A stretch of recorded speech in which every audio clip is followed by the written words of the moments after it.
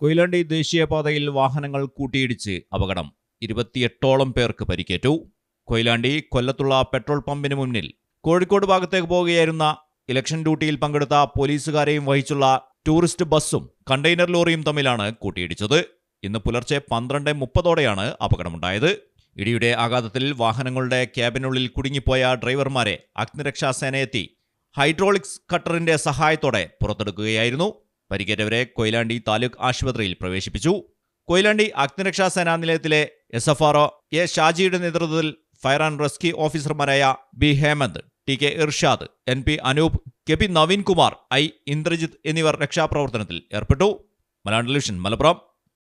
ഇനി നിങ്ങളുടെ വീടുകൾക്കും കെട്ടിടങ്ങൾക്കും മരത്തിനേക്കാൾ വിലക്കുറവിലും മരത്തെ വെല്ലും കരുത്തുമായി Fairtech steel window and doors.